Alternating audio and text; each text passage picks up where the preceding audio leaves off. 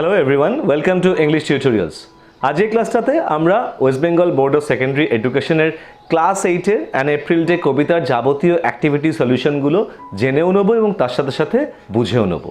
Activity 1-এ tick the correct alternative ছিল, অর্থাৎ এমসিকিউ ধরনের প্রশ্ন। প্রথম প্রশ্নটি ছিল when the warm sun has returned again it is nice to, তিনটে অপশনের মধ্যে রাইট আনসারটি হবে বি এর অপশনটি, অর্থাৎ ভিজিট দ্য স্টিল উড। 2 নম্বর কোশ্চেনে ছিল the sapling ড্রজ it's sustenance from, তিনটি অপশনের মধ্যে কারেক্ট অপশন বা কারেক্ট আনসারটি হবে সি এরটি, অর্থাৎ arts loosened mould. 3 number question ছিল দ্য বার্ডস, কোনটা কারেক্ট অপশন না এর অপশনটা হবে কারেক্ট, অর্থাৎ glance quick in the bright sun. 4 নম্বর কোশ্চেনে ছিল the green slope throws it shadows আপন, অপশন বি হবে কারেক্ট আনসার, অর্থাৎ the hollows of the hills. এরপরে অ্যাক্টিভিটি 2-তে কমপ্লিট দ্য ফলোয়িং সেন্টেন্সেস ছিল with information from the text. এর কোশ্চেনে ছিল spring is the season of, তোমাকে যেটা আনসার লিখতে হবে সেটা হচ্ছে ব্লজমিং অফ ফ্লাওয়ার্স। বি এর কোশ্চেনটা ছিল the coming on of storms is foretold by, answer হবে মেনি ফোল্ডেড ডার্ক ক্লাউডস অংশটুকুনি। সি এর কোশ্চেনে ছিল the birds move along, option হবে বা আমাকে লিখতে হবে কোনটা না দ্য ফরেস্ট ওপেনিংস। ডি এর কোশ্চেনে ছিল দ্য ব্রাইট সানসেট ফিলস, আমাকে লিখতে হবে the silver woods with light.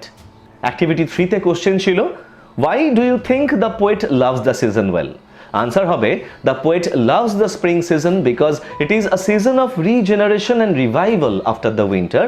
In spring, the forest glades become lively with various colorful flowers, the trees revive, the air rings with soft melodious tunes of birds, and the warm sun brings the time of harvest in spring.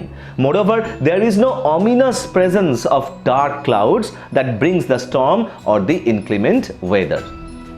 এরপরে activity 4-এ আমাদেরকে একটা chart feel করতে বলা হয়েছিল। First কলামে ছিল হু এবং second কলামে ছিল ডিড হোয়াট। প্রথমে দ্য ফার্স্ট ফ্লাওয়ার, আনসার হবে sprang in a still would.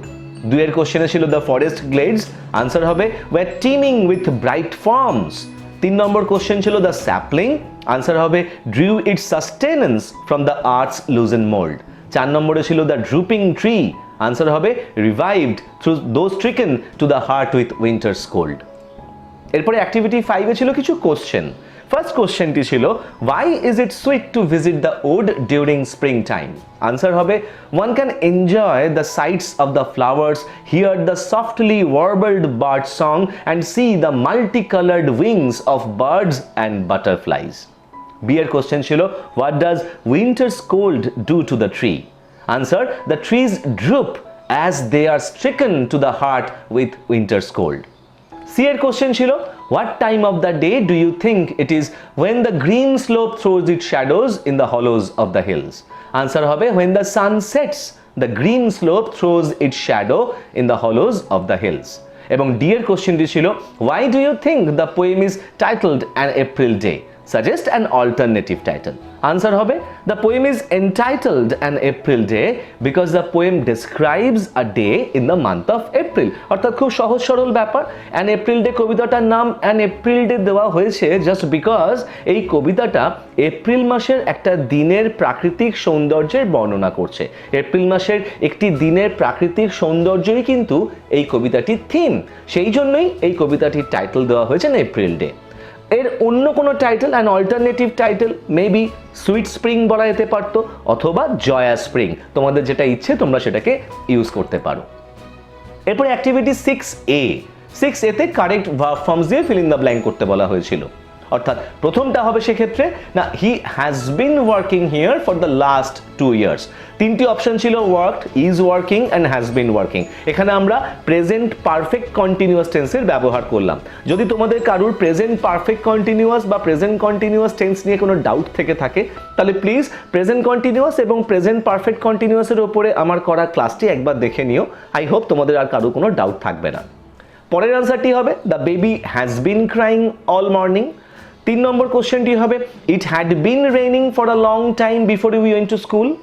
এবং 4 নম্বরটি হবে the passengers of the train had been sleeping fast when the accident occurred.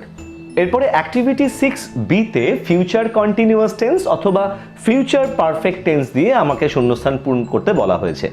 প্রথম কোশ্চেনটিতে হবে আনসার হবে I suppose it will be raining when we start, অর্থাৎ এখানে future continuous টেন্সের ব্যবহার করলাম। 2 নম্বর কোশ্চেনের উত্তর হবে he will be meeting us next week, অর্থাৎ এক্ষেত্রেও ফিউচার কন্টিনিউয়াস। 3 নম্বর প্রশ্নের উত্তরটি হবে she will have reached Jamshedpur by then, future perfect টেন্সের ব্যবহার হলো। এবং 4 নম্বর প্রশ্নের উত্তর হবে this book is not fat I shall have read it by lunch time, অর্থাৎ এক্ষেত্রেও ফিউচার পারফেক্ট টেন্সের ব্যবহার আমরা করলাম। অ্যাক্টিভিটি 7-এ 4টি ওয়ার্ড দিয়ে আমাকে কিছু মিনিংফুল সেন্টেন্স তৈরি করতে বলা হয়েছে। তোমরাও চাইলে এই শব্দগুলি দিয়ে নিজেদের মনের মতন করে আরও অন্যান্য সেন্টেন্স তৈরি করতে পারো।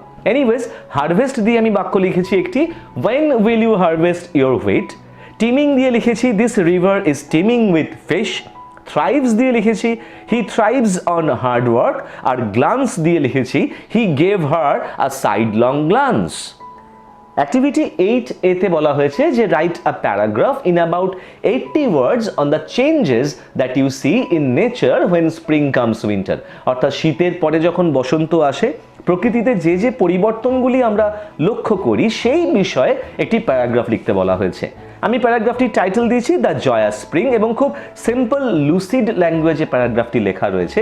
তোমরা একটু পড়ে নিও, নোট ডাউন করতে পারো বা স্ক্রিনশট নিতে পারো, তাহলে কিন্তু প্যারাগ্রাফটির মানে বুঝতে কোনো অসুবিধে হবে না এবং পরবর্তীকালে এই ধরনের প্যারাগ্রাফ লিখতেও তোমাদের কিন্তু সুবিধে হবে। যদি বুঝতে কোথাও অসুবিধে থাকে তাহলে অবশ্যই কমেন্ট করে তোমাদের কোশ্চেনগুলো করো, আমি তোমাদের উত্তর দিয়ে দেবো। এরপরে অ্যাক্টিভিটি 8B-তে বলা হয়েছে না you have a separate routine of work in the morning and in the evening, অর্থাৎ সকালে এবং সন্ধ্যায় কাজের একটি আলাদা আলাদা রুটিন তোমার রয়েছে। Write a page in your diary on that part of the day which you prefer more, এবং এই সকাল এবং সন্ধ্যের মধ্যে যে দিনের যে সময়টি তোমার কাছে বেশি পছন্দসই সেই বিষয়ে তুমি একটি ডায়েরির পাতা লেখো। Basically this is diary writing. Diary রাইটিংটা খুব সাধারণ, খুব সিম্পল একটা জিনিস, যে ডায়েরি রাইটিংয়ের মাধ্যমে তোমাকে তোমার খাতার বা পরীক্ষার খাতার বা তোমার খাতার ডান দিকে মাসের নাম, তারপরে তারিখ এবং তার নিচে দিনটা লিখতে হয় এবং তুমি একদম খাতার বাঁ দিকে সালটা লিখতে পারো। এটার ভ্যারিয়েশনও থাকতে পারে, তুমি এটার প্রসেসটাকে উল্টোও করতে পারো। ডায়েরি রাইটিংয়ের ক্ষেত্রে সবসময় নিজের মনের কথাটা তুমি বলবে, সেক্ষেত্রে তোমার ল্যাঙ্গুয়েজ কিন্তু ভীষণভাবে যে ফর্মাল হতে হবে তার কোনো মানে নেই, কারণ ডায়েরি ভীষণভাবেই একটি পার্সোনাল বা প্রাইভেট এক ধরনের জিনিস। তো সেক্ষেত্রে তুমি খুব ইনফর্মাল ল্যাঙ্গুয়েজ ইউজ করেও কিন্তু তুমি ডায়েরি লিখতে পারো। আমি এই ডায়েরির পাতাটা অ্যাজ অ্যান এক্সাম্পল তোমাদের কাছে দিয়েছি, তোমরা চাইলে এটাকেও পড়তে পারো বা লিখতে পারো বা তোমরা নিজেদের মতন করেও ফর্ম করতে পারো এই রাইটিংটা থেকে একটু আইডিয়া নিয়ে। আমি এই রাইটিংয়ের ক্ষেত্রে আমি সন্ধ্যাকে প্রেফার করে সেই নিয়ে লিখেছি। তোমরা চাইলে তোমাদের মনে করো যে সকালটা তোমাদের কাছে বেশি প্রেফারেবল একটি দিনের রুটিনে, তাহলে তোমরা সকাল নিয়েও লিখতে পারো। তাহলে আশা করবো এপ্রিল ডে কবিতার যাবতীয় অ্যাক্টিভিটি সলিউশনগুলো তোমরা খুব ভালো করে বুঝতে পেরেছো এবং এই ধরনের যদি অন্য কোনো কোশ্চেন তোমাদের পরীক্ষায় আসে তাহলে সেই সমস্ত কোশ্চেনের উত্তর দিতে তোমাদের আর কারোরই খুব একটা প্রবলেম হবে না। এরপরেও যদি তোমাদের কোনো অ্যাডিশনাল কোশ্চেন থাকে এই কবিতাটাকে কেন্দ্র করে, তাহলে সেই সমস্ত প্রশ্নও তোমরা আমাকে জিজ্ঞাসা করতে পারো, আমি তোমাদের উত্তর দেওয়ার যথাসাধ্য চেষ্টা করব। আর যদি মনে হয় যে ভিডিওটি ভালো লেগেছে, একটু হলেও হেল্প হতে পারে, তাহলে প্লিজ ভিডিওটিকে লাইক করতে ভুলো না, শেয়ার করতে ভুলো না। This is my request to you actually.